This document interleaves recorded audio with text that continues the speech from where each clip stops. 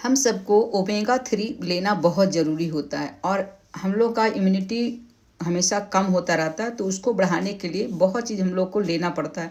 और उस चीज़ को लेने के लिए बहुत ही ईजी तरीके से मैं बनाई हूँ, जो कि आपको एक सुबह में एक ले लोगे ना, तो आप दिन भर एनर्जेटिक फील करोगे। तो इसको कैसे बनाना है चलिए देखते हैं। एक कढ़ाई गैस पे रख दिया और यहाँ पे लिया है फ्लैक्स सीड। तो देख सकते हैं मैंने मार्केट से लेके आई हूँ और यहाँ पे कढ़ाई में मैंने डाल दिया है बिना घी तेल का ही। और ये 200 ग्राम है। तो देखिए 200 ग्राम 54 रुपीज़ का दिया है। तो सब जगह अलग अलग है, मैं जहाँ रहती हूँ वहाँ पे इस तरह का ही रेट का दे रहा है। तो ऑनलाइन ऑफलाइन ये मिल जाता है इजली, और गांव सब में भी सस्ता ही मिलता है। अब इसको लो फ्लेम पे ही इसको भून लेना है। कब तक भूनना है? जब तक कि आप जैसे इसको हाई भी बिल्कुल नहीं कीजिएगा, लो फ्लेम पे ही इसको भूनिएगा। अगर हाई कर देंगे तो जल जाएगा, ऊपर से काला तो हो जाएगा लेकिन अंदर से ये भुनेगा नहीं, और नहीं भुनेगा तो ये बिल्कुल अच्छा नहीं रहेगा। अब इसको लो फ्लेम पे ही भून लेना है। और इसको जब कैसे पकड़ेंगे कि मतलब कैसे पता करेंगे कि भून चुका है, तो इस अलसी को जब भून जाए ना, लगे डार्क डार्क थोड़ा सा, तो उसको उठाएंगे और उसको मैश करेंगे तो बिल्कुल पाउडर जैसा हो जाएगा। तो समझिए कि ये हो चुका। अब इसका गैस मैंने बंद कर दिया, भून चुका है। और इसको गैस बंद करने के बाद भी थोड़ा चलाया ताकि जले नहीं।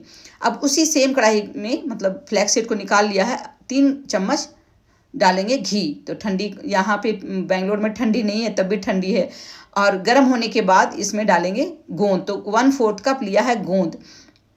और उसके बाद इसको भून लेंगे। हाई बिल्कुल ज़्यादा फ्लेम नहीं कीजिए, घी को गर्म कर लीजिए, उसके बाद मीडियम कर लीजिए, उसके बाद भूनिए। तो देखिए अच्छे से ये भून चुका है। अगर जैसे हाई कर देंगे ना तो ऊपर से तो गुलाबी हो जाएंगे लेकिन अंदर से कच्चा ही रह जाएगा, और जब खाएंगे ना तो ये दांत में चिपकेगा। तो इसलिए इसको गैस को थोड़ा कम ही रखिएगा और उसके बाद भूनिएगा। सेम तरीके से मैं सारे जो गोंद है को उसको भून लेती हूँ। अब एक बार और डालकर दिखाती हूँ कि कैसे ये इसको, ताकि गड़बड़ नहीं हो। सभी लोग ऐसे बहुत ही एक्सपर्ट हो गए हैं बनाने में।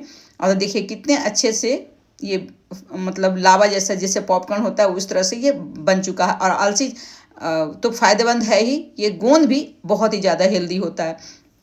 तो देखिए ये इसको मैंने फ्राई कर लिया और सेम तरीके से सारे को फ्राई करके निकाल लिया। अब घी बच गया है तो सोचिए मैं कि 1/4 कप मैंने लिया है बादाम, तो उस घी में ही भून लिया है। घी में भूनने से ना इसका टेस्ट काफ़ी गुना मतलब कई गुना बढ़ जाता है।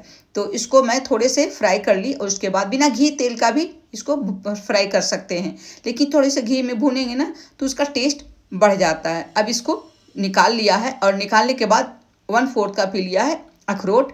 आप काजू ले सकते हैं स्लाइस में कटा हुआ, जैसे सूखा नारियल ले सकते हैं, पिस्ता ले सकते हैं, मूंगफली ले सकते हैं, आप अपने मन पसंद ले सकते हैं। तो उसको भी थोड़ा सा मैंने भून करके निकाल लिया है। और 1 कप लिया है मखाना। तो आप ज़्यादा कम कर सकते हैं, और मखाने को घी में ही भून लिया, बिना घी के भी भून सकते हैं, लेकिन घी में भून के लेंगे तो थोड़ा ज़्यादा घी बचा हुआ था कढ़ाई में, तो सोची मैं कि भून लेती हूँ। और उसको सारे को निकाल लिया है। अब जो बचा हुआ है घी, उसमें ही मैं 1 कप कोकोनट पाउडर डाल दी हूँ। अगर से कोकोनट पाउडर नहीं है तो आप सूखा नारियल को स्लाइस में कट करके आप थोड़ा सा फ्राई कर लीजिए, या ग्राइंड करके फ्राई कर सकते हैं, या तो स्लाइस में कर करके पतले पतले स्लाइस में कट करके भी तो फ्राई कर सकते हैं। अब देखिए सारे मैंने निकाल लिया है थोड़ा भून करके। तब तक अलसी भी ठंडा हो चुका है। अब इसको क्या करेंगे, ग्राइंडर जार लेंगे और ग्राइंडर जार में डाल करके इसको ग्राइंड करेंगे। बिल्कुल गर्म में एकदम नहीं इसको ये ग्राइंड कीजिएगा, नहीं तो इसका तेल छोड़ देगा। और इसको कच्चा भी नहीं रखिएगा, कच्चा रखेंगे ना तो कड़वा भी लगेगा, टेस्ट अच्छा नहीं रहेगा। अब इसको ग्राइंड कर लेंगे। अब देखिए यहाँ पे ग्राइंड हो चुका है। अब जो प्लेट में मैंने रखी हुई थी ना फ्लैक्स सीड, उसी में डाल देती हूँ पाउडर को। और जो ड्राई फ्रूट्स फ्राई किया है मतलब भुना है, उसको भी इसी ग्राइंडर जार में डाल करके इसको क्या करती हूँ, ये जो केवल है ड्राई फ्रूट्स उसको डाल देती हूँ और उसको ग्राइंड कर लेती हूँ। तो सारे को मैं डाल देती हूँ, जो अखरोट है, बादाम है, मखाना है, सबको डाल देती हूँ। और जैसे आप कोई भी ड्राई फ्रूट्स और लेना चाहते हैं, मूंगफली लेना चाहिए, जैसे आपके पास जो भी है ड्राई फ्रूट्स वो ले सकते हैं। बहुत सारे सीड भी ले सकते हैं, जैसे सनफ्लावर या पम्पकिन सीड, उसको भी थोड़ा फ्राई करके ले सकते हैं। अब देखिए उसको ये ग्राइंड कर लिया, अब उसको डाल दिया है।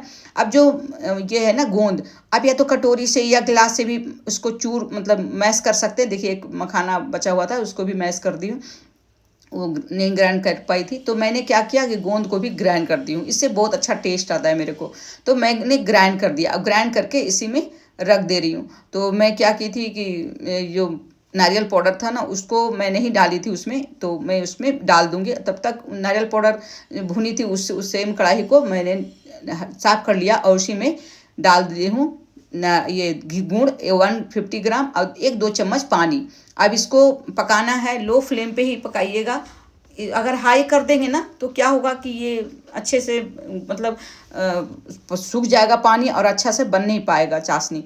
तो कब तक इसको पकाना है मैं दिखाती हूँ। और 1 टीस्पून के बराबर इलायची पाउडर डाला है। अगर इलायची पाउडर नहीं है तो इलायची कूट करके डाल दीजिए, इससे बहुत अच्छा टेस्ट आता है। अब देखिए सारे गुण जो है मिक्स हो चुके हैं, लेकिन इसको अभी और पकाएंगे, थोड़े से और पकाएंगे तो बहुत ही अच्छा बनेगा। तो बस आधा 1 मिनट तक 1 मिनट तक इसको पकाइए। जैसे इस तरह से अगर बबल आने लगे तो समझिए कि ये चाशनी तैयार हो चुका है। अब इसका मैं क्या करती हूँ, गैस को बंद कर देती हूँ और उसको छोड़ दी हूँ। अब इधर नारियल पाउडर भी मैंने डाल दिया और इस सारे को मिक्स कर लेती हूँ। मिक्स करने के बाद अगर उसमें डालेंगे ना तो ज़्यादा अच्छा रहेगा। नहीं तो क्या होगा कि कहीं नारियल पाउडर रह जाएगा, कहीं ड्राई फ्रूट्स का पाउडर रह जाएगा, कहीं अलसी के पाउडर रह जाएंगे, अच्छे से मिक्स नहीं हो पाएंगे। तो पहले सूखा ही मिक्स कर लीजिए और इस तरह से गड्ढा मैंने कर लिया और चाशनी को इसमें डाल देंगे। या तो कढ़ाई में ही सारा पाउडर डाल करके मिक्स कर सकते हैं, तो दोनों तरीके से आप कर सकते हैं, गैस बंद करके, और नहीं तो आप इसमें कर सकते हैं। तो मैं सारे को चाशनी को निकाल ली हूँ। अभी हाथ से बिल्कुल नहीं छूइएगा, आप स्पून से ही कीजिएगा, ताकि क्योंकि जब चीनी या गुड़ का चाशनी बनता है ना बहुत ही गर्म होता है, तो बिल्कुल नहीं कीजिएगा। अच्छे से मिक्स कीजिए। तब तक ये सारा ठंडा हो चुका था, तो उसके बाद मैंने हाथ से मिक्स कर लिया। हाथ तो मिक्स करना ज़रूरी ही है, अच्छे से मिक्स हो जाता है। अब इसका लड्डू बनाएंगे। तो मैंने बनाया है अलसी के लड्डू। तो अलसी के लड्डू बिल्कुल बहुत ही फ़ायदेमंद होता है, तो स्किन के लिए, बाल के लिए, और ये जो भी जो कोलेस्ट्रॉल वगैरह है ना उसको भी साफ़ करता है, तो जानते ही। और ओमेगा 3 से भरा हुआ इसमें है, तो इस तरह से आप बना करके खाएंगे। जानते ही हैं कि आप हम लोग सभी को ओमेगा 3 लेना ज़रूरी है। तो इस तरह से आप ठंडी के मौसम में बनाइए। आप जैसे लड्डू बना करके खाइए, या तो आप इसका पाउडर बना करके रख सकते हैं, मतलब अलसी के, और पाउडर बना करके आप सब्जी के साथ उसको छिड़क करके खा सकते हैं। या इसको जैसे अलसी का पराठा भी बनता है, अलसी का पराठा भी आप इसको बनाकर खा सकते हैं, रोटी भी बनाकर खा सकते हैं, रोटी के साथ इस पाउडर को खा सकते हैं, बहुत ही फायदा करता। लड्डू बनाएंगे तो और भी अच्छा रहेगा। तो देखिए सारे लड्डू को मैंने बना लिया है, कितना बढ़िया ये लड्डू बना है और टेस्ट में लाजवाब। अब जैसे इसको आप डेट्स के यानी खजूर के साथ बनाना चाहते हैं तो उसके साथ भी बना सकते हैं। गुड़ नहीं आप बनाना चाहते हैं गुड़ के साथ, या पाम जगेरी के साथ बनाना चाहते हैं तो पाम जगेरी के साथ भी बना सकते हैं। अब इसको तोड़ करके मैं दिखाती हूँ, कितना बढ़िया लड्डू बना है और खाने में तो इतना टेस्टी लग रहा था कि मत पूछिए। तो अगर आपको ये लड्डू का रेसिपी पसंद आया हो तो लाइक कीजिएगा और सब्सक्राइब करना बिल्कुल नहीं भूलिएगा और शेयर करना बिल्कुल नहीं भूलिएगा। और कहाँ से देख रहे हैं वो भी कमेंट करके जरूर बताइएगा। तो मिलते हैं नेक्स्ट वीडियो में नेक्स्ट नए रेसिपी के साथ। Thanks for watching.